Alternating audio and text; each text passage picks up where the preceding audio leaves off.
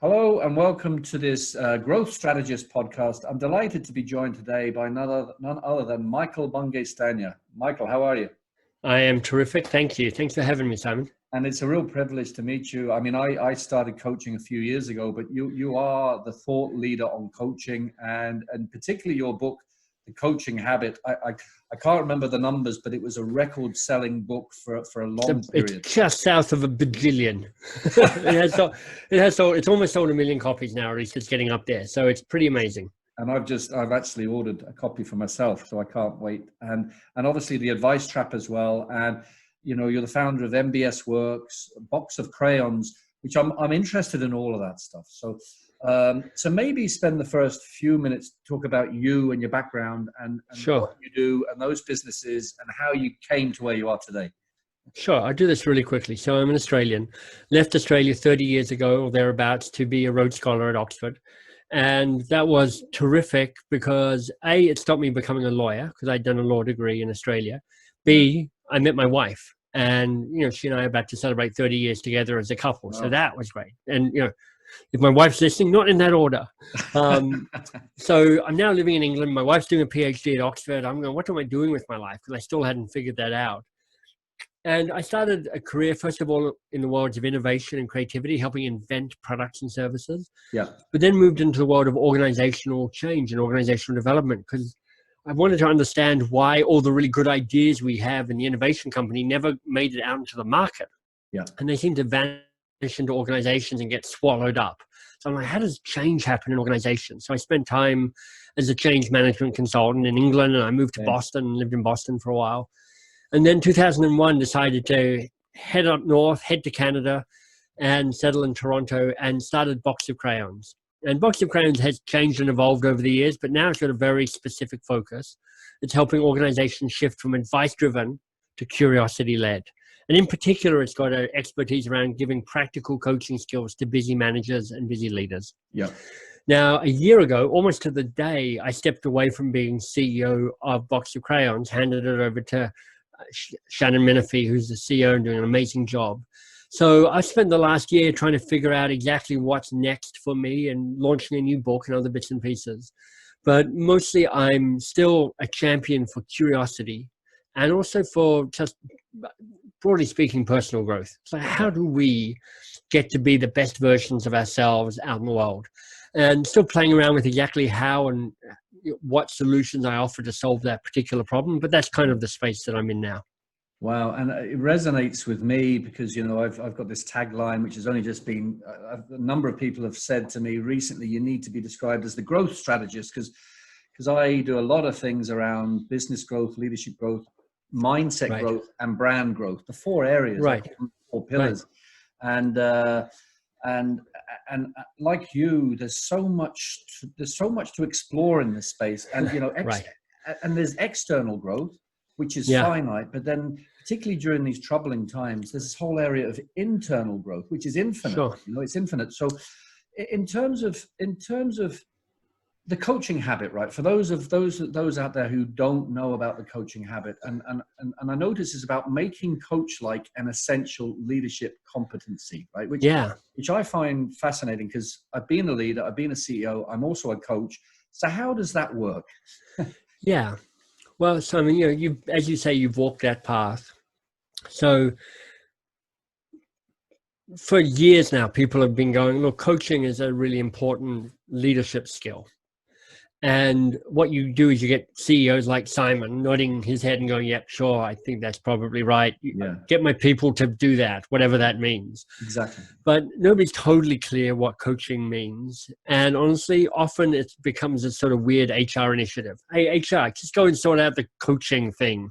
Yeah. And meanwhile, the rest of us will get on with actually the real business of doing the work, whatever that is. Yeah. And there's a couple of things that we want to change about that. First of all, we want to unweird this whole idea of coaching, because if you're on the inside of coaching, like I think you and I are, you're a believer in it. You go, look, this can make the difference. Yeah. But if you're on the outside, you're like, I don't know. It's all a bit airy-fairy, Californian, touchy-feely, psycho babble, therapy babble, yoga babble. I don't want any part of that. So I'm like, okay, let's make coaching accessible and practical. Yeah.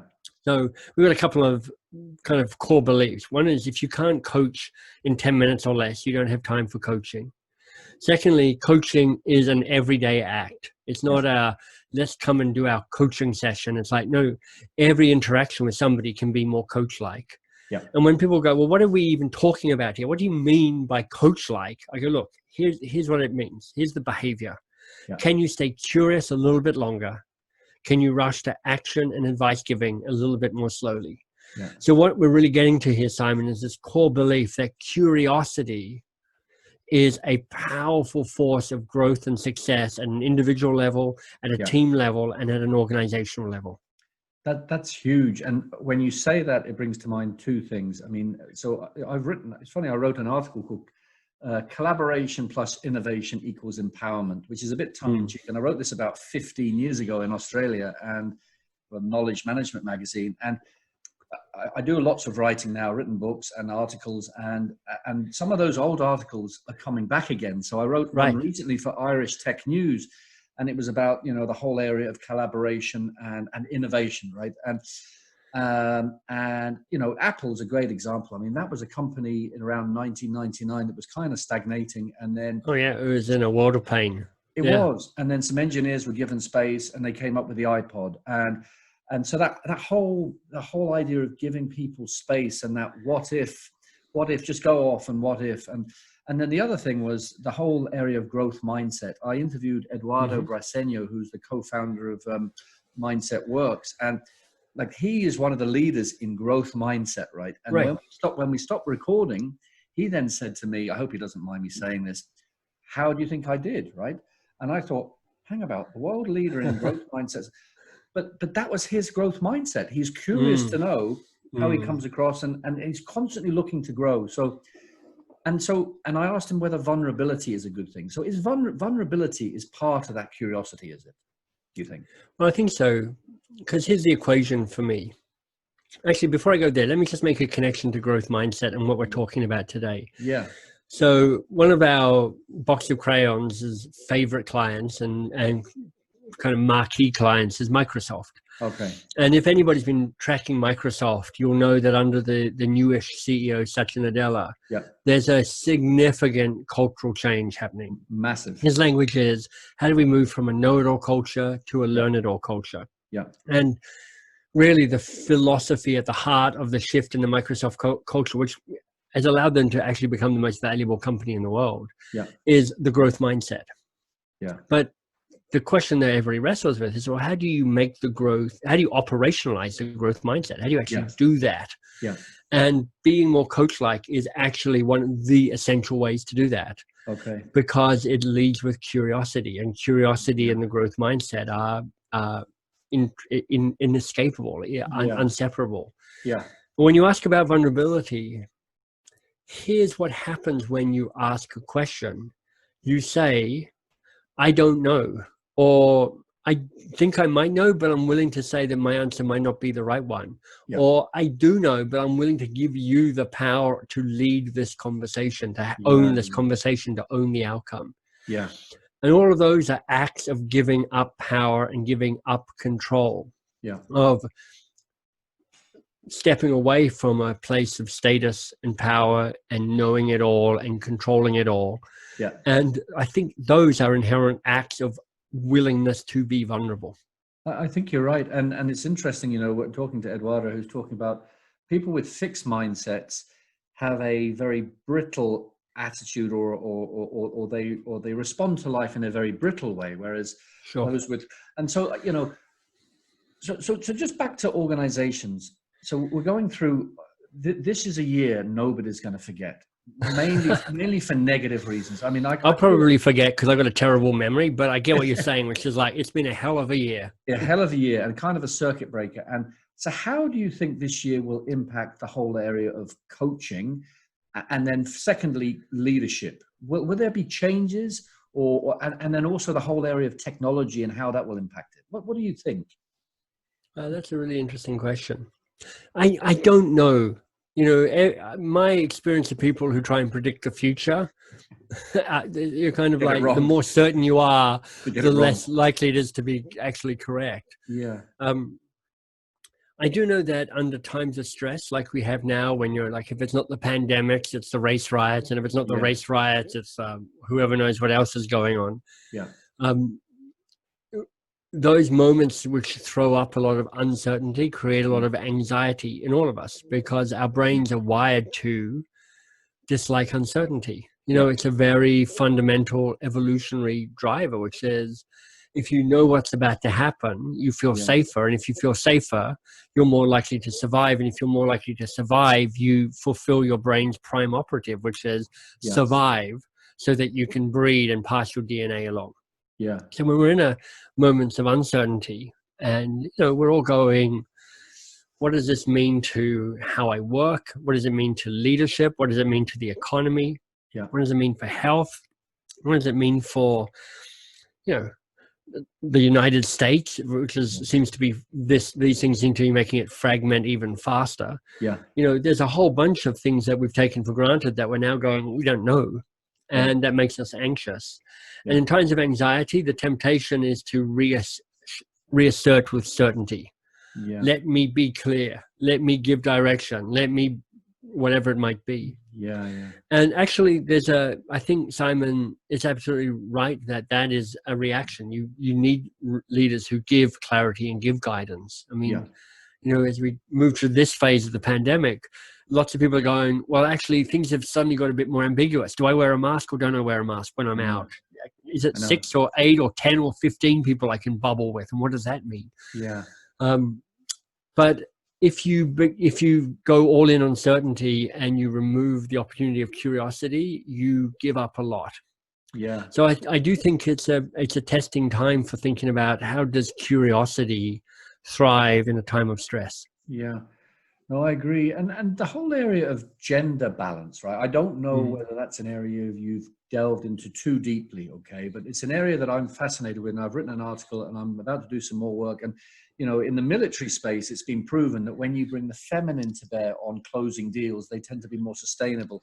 And there's not as much talked about in corporates. Sheryl Sandberg's done work at Facebook, but it seems clear to me that the more balance you have, the better organizations will be. And so what do you think about that, the whole area of balance? Well, the research I've seen is more brutal than that. And by brutal, I mean, if you're a man, which is, look, there are two ways to make a team smarter. One is have diverse points of view on it, and the other is to have women on it. Pretty much, the more women you add to a team, the smarter it becomes. That's statistically what happens. Yeah. So, you know, it's no mistake that Box of Crayons, the company I founded, is about 80%, 85%, I think, women. Okay. And the senior leadership team, 5 of the 6 positions are women. Okay. And I can't say that I'm not going to hire men, but there's just a way that we're looking for really great people. And there's just some good science that says, well, women on your team, it's not a sure bet by any means, but statistically, you're probably going to have smarter teams. So no, I get that. I mean, I was predominantly brought up by my mother and grandmother. I married and I have 2 daughters, and I work with a lot of men as well, but I do see more of an open, empathetic, outward expression of thinking, right? From the feminine. Now, you and I have the feminine side as well, but I find the masculine quite closed, and it's all about the results and get to here. And, you know, I wonder if there's any coincidence that, you know, places like the States and Russia and the UK and Brazil are run by kind of egotistical male characters, whereas some of those, there's no coincidence, is there? Well, I think they're probably, it's probably not a direct correlation. But here's the thing. If you have a system that allows alpha males, such as lead those countries, and kind of, for me, my language is they're kind of like the toxic, privileged alpha male, the very thing that I least aspire to be in my life. Me too. What they are symbolic and emblematic of a system that allows them to be the people in charge. Yeah. So, you know, I don't I mean, I'm not a fan of Boris Johnson in the UK at all, No. but I don't look at him and go, he's the only thing. I'm not a fan of Donald Trump, but I don't look at Donald Trump and go, he's the thing. I'm like, he is the consequence of a system that allows something like that to arise. Yeah, no, and I saw the Facebook or LinkedIn meme going, look at the countries that are doing really well, they're all led by women. Look at the countries that are doing badly, they're all led by men. Yeah. But who knows how much of that is just me and my little media bubble going, that's what I want to see, because that reinforces what I believe. No, I agree. I agree. So apart from Microsoft, are you seeing what good examples are you seeing out there in terms of leadership and really, looking towards the future in terms of adaptability and being open-minded and being creative? What other examples are happening right now? There's a lot of stuff happening. It happens a little below the radar for the most part. Yeah. But I'm a particular fan of a guy called Aaron Dignan, Dignan. Yeah. He wrote a book called Brave New Work. Yeah. And he says, look, the organizations that we want to create for our time and beyond they have two core components to them. One is they are people-centric. Or he puts them, I think, people positive. Yeah. And the other is that they are complexity conscious, meaning they understand that we don't live in a linear world, and our organizations aren't linear machines where you press a button and something happens. Yeah. They are complex, messy, confusing systems. Yeah. And he says, look, the organizations that thrive are the ones that continually remember that they are staffed by human beings. Exactly. And they're the ones that go, control and systems and structure has a role, but possibly not as much as you think it is, because the more the more you try and fix things by rules, the more bureaucracy you create. I mean, I heard somebody call it, I think, scarring at the first cut. The first time somebody screws up and you're like, oh, they did this. Let's institute rule 16.3, point A, point 1, point B, point 1, point C. You shouldn't do this. What you have now is bureaucracy. And if you manage and think about principles, which is here's how we want you to act in general, you get a more resilient, more adaptable, more agile organization which remain more people-centric at the same time. Yeah, no, amazing. And it's amazing that Jeff Bezos, I hear, about to become the first trillionaire, but he apparently, I don't know whether it's the case, is already thinking about life after Amazon. I mean, because everything comes to an end. So one day, it's unbelievable to think about it, there won't be Amazon, right? There probably won't be. And so I think that, but I sense that there are so many leaders who don't think that out of the box, right? I think they go to work and they just think rule after rule after rule. And, so. Well, Bezos is a,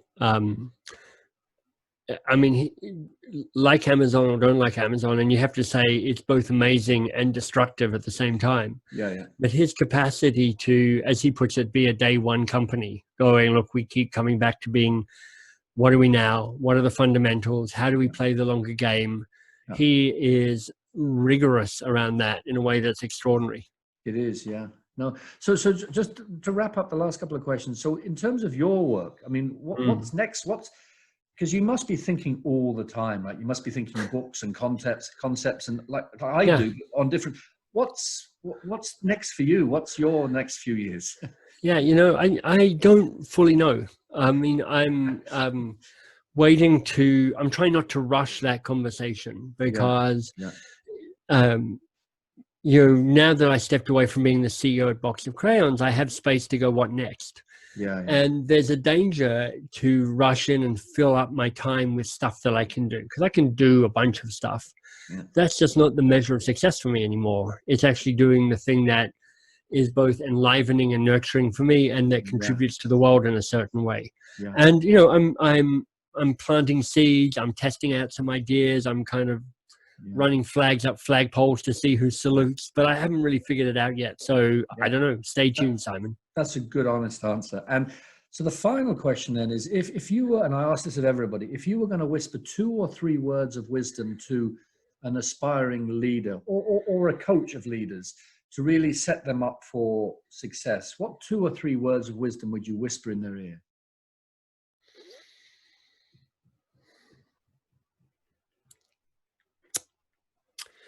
I don't know. That's such a hard question because, you know, wisdom, it's all about the context. It's all about what's helpful for you right now. Yeah. Here's a question that can be helpful and is generically helpful. And the question is this: ask yourself, what do I know to be true? Yeah. What do I know to be true? Because any time that you're in any situation, if you're looking to figure out what to do, the question, what do I know to be true, is really helpful. Yeah. And it helps you separate out your biases, your judgments, your feelings from the data. And when you see those elements differently, you get to decide in a way that may be slightly wiser. Yeah. And equally, you can use that question to be forward looking as well. Like if you have a plan, if you're like, okay, I want to do this, one of the things that you can ask yourself is, what needs to be true for this to happen? This is a question I took from a writer called Roger Martin. Okay. And it stops debating whether plan A or plan B is the right plan. It really says what needs to be true for us to do plan A.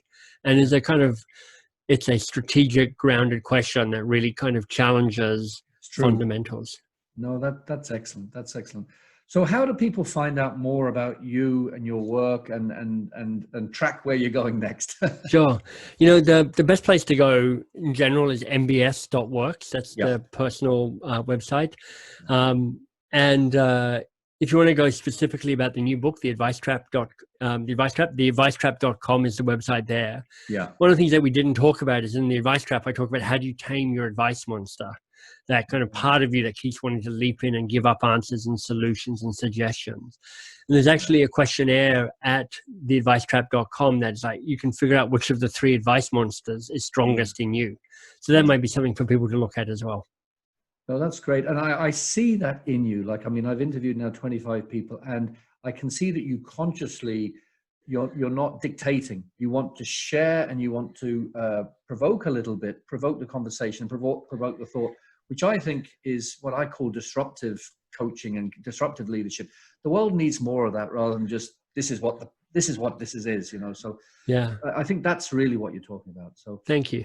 It's been great chatting with you, and thanks so much for your time. And I look forward to reading The Coaching Habit as well. And, you know, it's been a real pleasure. Simon, thanks for having me on the call. I really appreciate it. It's been a pleasure. Thank you. Sure. Thanks. Bye-bye. Bye-bye.